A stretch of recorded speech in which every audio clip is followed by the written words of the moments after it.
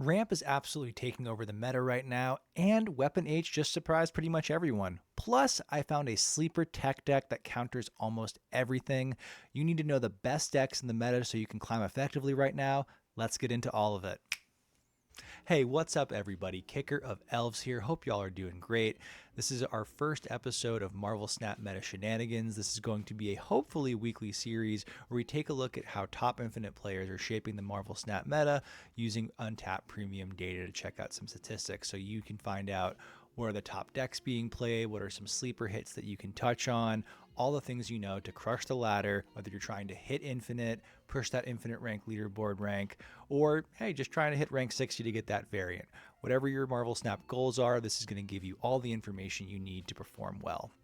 We're going to be looking at things across 5 different segments, the first being a peek at Infinite top win rate decks, then we'll take a look at top cube rate decks, then hop over to see how the weekly Series 5 card release is doing, cap things off with our 2 season pass cards, see how they're performing. Then as a special segment, we'll take a look at a viewer selected card and just talk about how it's doing on the aggregate in the recent meta.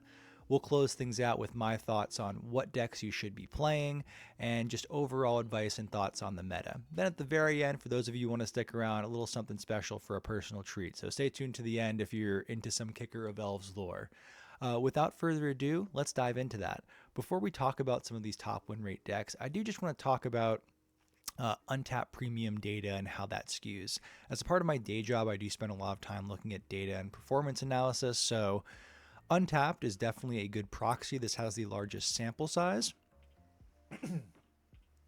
of Marvel Snap data, and that being said, Glenn Jones has talked about this in podcasts in the past. The kind of person that is using Untapped and submitting their data to Untapped in this way is already going to skew towards a more competitive player, someone who's probably better at the game than the average player. We don't have access to Second Dinner's treasure trove where they have all the data in the world. So this is already going to skew towards a player with a more competitive mindset. Someone who wants to use a deck tracker. Already much more competitive, probably much better than the average player. So just keep that in mind. This is not a perfect representation. That's why we're gonna, I'm gonna be peppering in my opinion about this throughout. But this is still an incredible proxy, great resource for us to understand what's going on in the meta, what are people playing, and what should you play to either counter it or join in on the party. So without further ado, let's take a look at the top win rate decks, looking at decks with 1,000 plus games since the 12-4 OTA, looking at all players in Infinite. As we get more data, it's still pretty early on in the season. Maybe we change these filters to top 50%, top 10%. We'll see how things go as we progress in the series. So right out of the rip, the 2 top win rate decks that fall into this criteria are the 2 main versions of the Chamber ramp list. We talked about this in a video earlier this week. The win rates, both 57%. Cube rate and win rate slightly higher over here on the ESON variation. I find this one to be a much more fun version to play. What's interesting in this list versus the one that I shared is that they have cut Legion for Vision. I don't necessarily agree with that. I think if you're already playing the ESON variation of this, you're going to want Legion to just get some more scammy plays. Legion is a tech card in a lot of ways. A 5/9 that can move can be all right, but typically if we're playing the way we want to be playing, getting ESON down in one location, Chamber somewhere else, we're pulling down so many created cards that Vision isn't necessarily the way I'd go with it. But still interesting to see. Other top decks, we've got Wiccan over here. Wiccan just very much, I dislike this kind of list. The performance does not surprise me, but this reminds me a lot of the old ongoing Zabu list when Zabu was at 2 cost and reduced 4 cost by 1s. We're just doing energy cheat to just do tech slop with things like Stardust, Shadow King, Cosmic Ghost Rider. At least this variation isn't running Goliath. That would be a extra pain icing on the cake. Victoria Hand's still doing very well. Since the OTA and the rise of these ramp lists, what Victoria Hand is teching against, running a Deafening Chord, running a Shadow King, Victoria Hand doesn't really have answers into the Chamber ramp list. Sure, maybe they hit Chamber, maybe they hit our Ice Cube with a Deafening Chord, but that's kind of it. Shadow King isn't really doing that much. Like, yeah, maybe you hit a Galactus First Steps if we cheat that card out early, maybe, but really nothing else. So Victoria Hand was a deck that when the OTA came out, I was very surprised to not see a nerf on it. But it looks like with the fall off from Move, with that deck going away, Victoria Hand is becoming less relevant in terms of not having a free roll into it. So maybe Victoria Hand doesn't end up getting nerfed. I still think you could take Vicky Hand down here to a 2-2 and Misery to a 4-7 and the list would still be fine. But yeah, that's that. Let's close things out here. I'm very surprised to see any Weapon X lists up in here, especially a Dormammu variant. But looks like people are having some success. Weapon X is by no means a terrible card. It's just that when you put a scalar season pass card for an archetype as popular as Destroy and a character as popular as Wolverine, you'd expect things to be better. This is a pretty decent drop off compared to Victoria Hand, Wiccan stuff, and Chamber Ramp, but interesting to see it up here at all. Let's move on over and take a look at some of the top cube rate decks. Over here, no surprises. And for the cube rates, we're looking at things with sorted by average cubes, all infinite players with 200 plus games. Seeing Tribunal in negative makes a lot of sense. This Tribunal variation, win rate, this definitely seems a bit skewed, running Howard the Duck, but ramp decks are the class of the meta right now. They are running Enchantress, so this seems very risky, but they're typically playing out their Enchantress on 4 to get rid of the downside from Electro. They may not be trying to hold that till late to try to blow up your Onslaught Iron Man location. And Tribunal is the classic deck that says, if everybody's just playing points and there's not a lot of interaction, I'm going to go over the top of you. I'm going to get an Iron Man in a location where an Onslaught and a Mystique copy it, and then play Living Tribunal, and I've got, 70 points in each location. Deal with that. Same idea with Mr. Negative. Mr. Negative, especially this Null Destroy variation that's being popular, makes a ton of sense. Tabbing back over real quick to the Chamber list, just so you can get a quick visual of that, you can see a lot of cards in here that can go over and have more than 10 power. Look at this. We got Infinite, we got Galactus, we've got Isan. Maybe Isan's pulling down a big created card from Iron Patriot or Valentina. Chamber gets to be above 10 power. Nobody, going back over here, is playing around Shang-Chi. And I'm going to talk about a deck at the very end of the video that I think is incredibly positioned into the meta right now. We're not going to see it on here because it just doesn't have the sheer sample size, but I've been playing it, and boy howdy is it powerful. But I think these both make sense. The sample size is very low, and just in case it's not obvious, real quick dosh on sample size. The more games that a deck has, the more data that's behind it, the more reliable the performance is. Like, for example, I could play 5 games of the deck, win 4 of them, and say 80% win rate. And while that's true, I could have just gotten lucky for those, 4 of those 5 games. I could have gotten, people who retreated on 2 of the 4 games to do that like super early, and that still counts as a win. So long story short, the more games there is, the less likely the deck is just, winning by sheer luck. As an example, if we just keep scrolling, we get down to a point where they say like low sample volume, perfect example. So like 24 games, 62% win rate, 73% win rate, 30 games. This sample size is so low that, 5 wins or 5 losses could skew these percentages very much. So always take that with a grain of salt. That's why I want to look at things with a decent sample size here. But so far, no major surprises when we're talking about things with cube rate. Having big go over the top of you style decks in a meta right now where there's not a ton of tech, at least not yet, makes a lot of sense. Let's take a look at how Weapon H is performing. Weapon H is the new card that dropped earlier this week.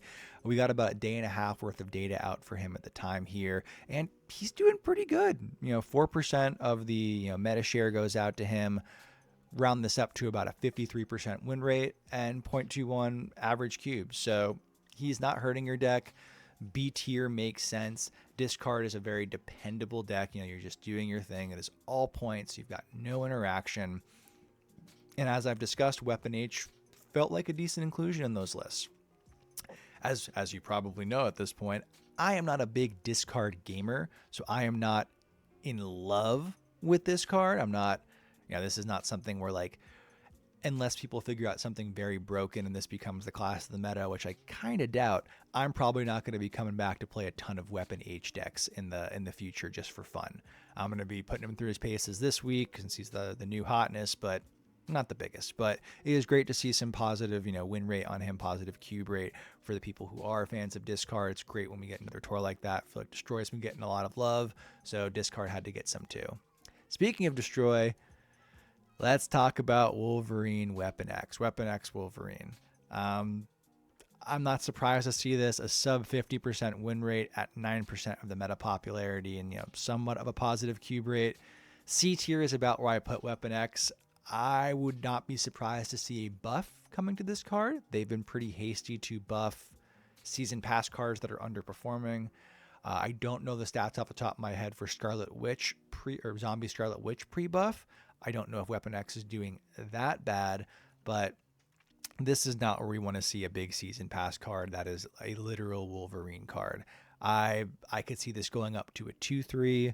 I think if you put text on this that said like it could be destroyed or it can regenerate, this card becomes broken even as a 2-2, because then you don't have to work.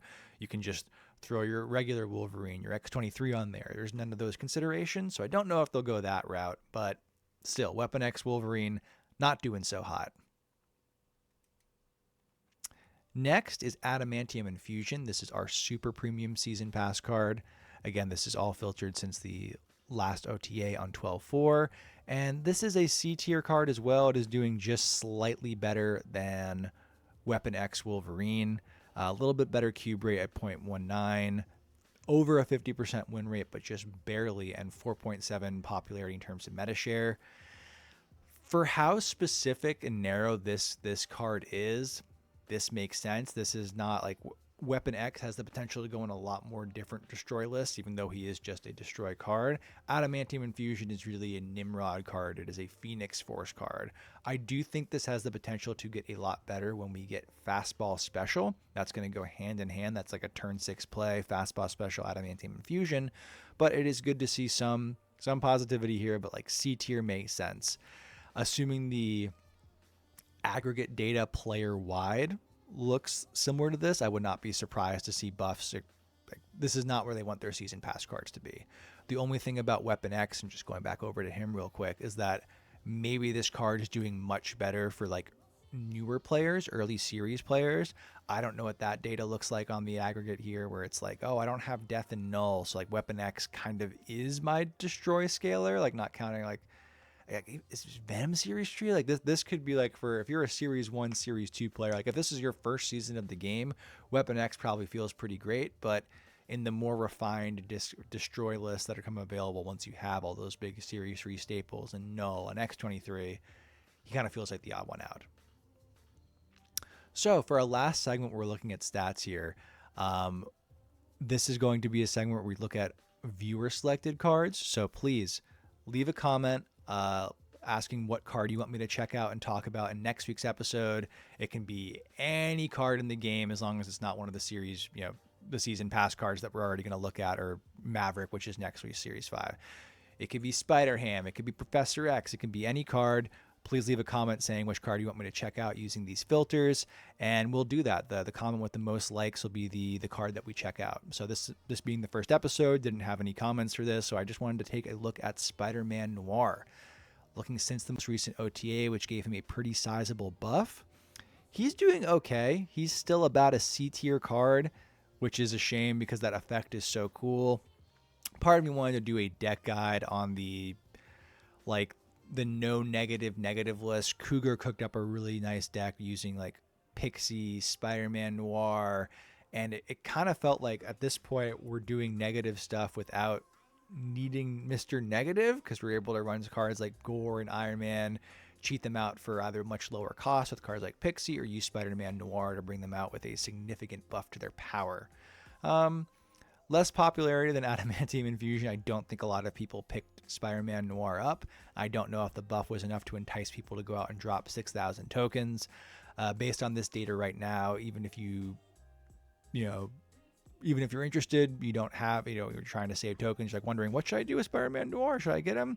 Probably safe to hold on him unless some decks really get cracked. Like if there's no other cards that you want, maybe pin him in your shop when he pops up. But this is not something you absolutely need.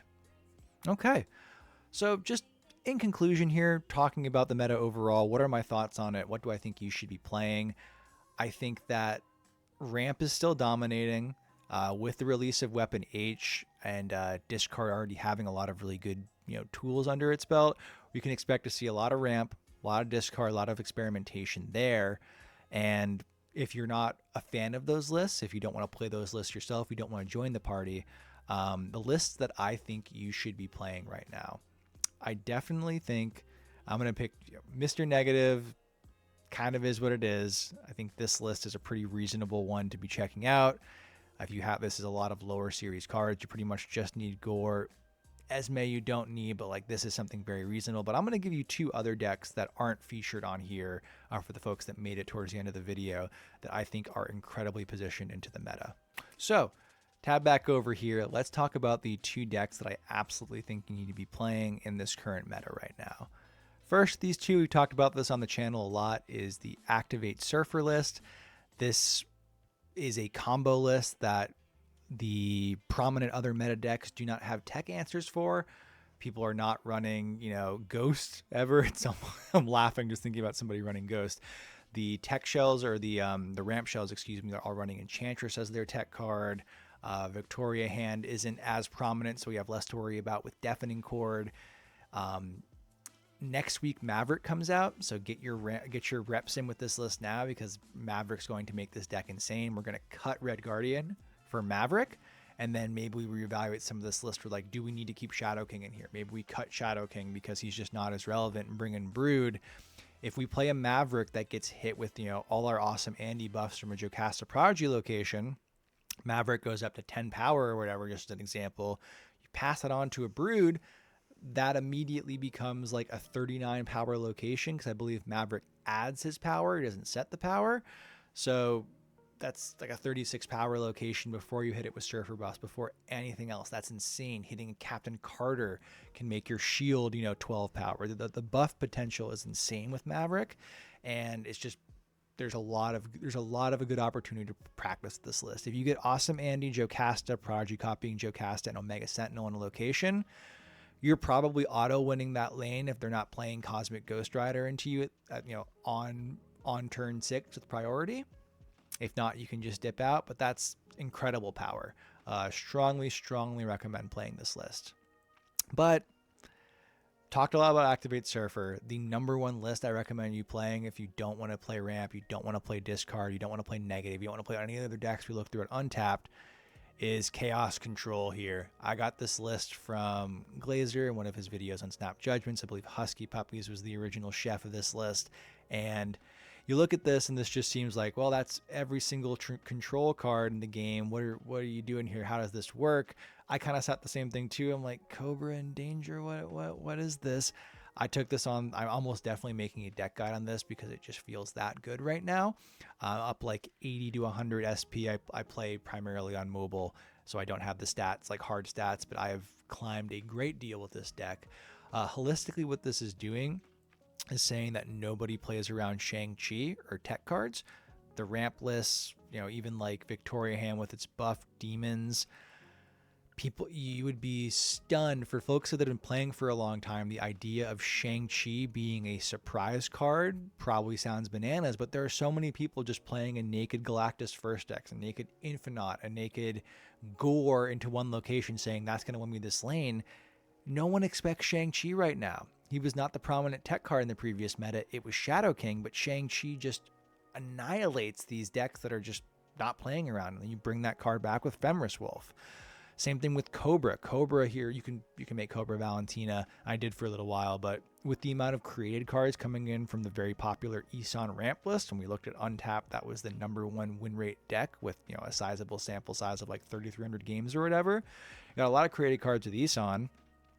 Danger can check cards as well. There are so many ways to fuel your Fenris Wolf, and then our Merlin Werewolf Prowler package. Werewolf is our soul scaler, but we basically win a location with werewolf, win the other with tech, or like, steal a location or destroy enough in one location to bring it back with Fenris Wolf. But yeah, deafening chord too. There's Morbiuses, Ravonas. You can try to snipe their chamber, hit their ice cube. This deck has all of the answers, and right now, with how many decks are just saying, like, every other deck is just asking the question of like, can you beat this with points? Like, I'm ramp. Look how many points I have here. You don't have points.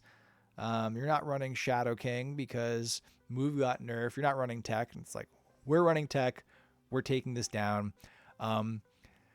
Even though this is a pure tech deck, this doesn't feel as like on rails as like some of the Wiccan stuff out there, because we are taking so many game actions with Merlin spells, with Prowler spells, with trying to time out our werewolf, where he's going to end up. How do we when do we get out our hood?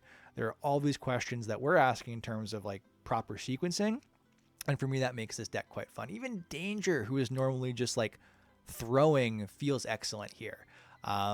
This is absolutely a list I recommend you pick up and play. I'm almost definitely going to do a deck guide on this, but if you don't want to play ramp, you don't want to play discard, you're not into negative or tribunal stuff or any of the other decks we looked at, you just want to throw a wrench in the gears and just watch the world burn, this is the list for you. And with that, I just wanted to thank y'all for tuning into the first episode of Marvel Snap Meta Shenanigans. Hopefully y'all like this. Hopefully this video does well and we can turn this into a weekly series. Again, please leave a comment below asking, voting for which card you want me to check out on next week's episode. Comment with the most likes, upvotes, whatever it's called, will be the card we look at. And before we fully break, just wanted to do a little special treat, a little kicker of Elves lore for the real fans who stuck around to the end here. I've got this wall of trinkets and doodads and whatever back here that I use for decoration, but I've actually had that set up long before I started doing YouTube videos. It's a lot of stuff that I really like and care about. So I'm gonna grab a couple of things off the wall today and just talk a little bit about them real quick. Just a little outro segment here.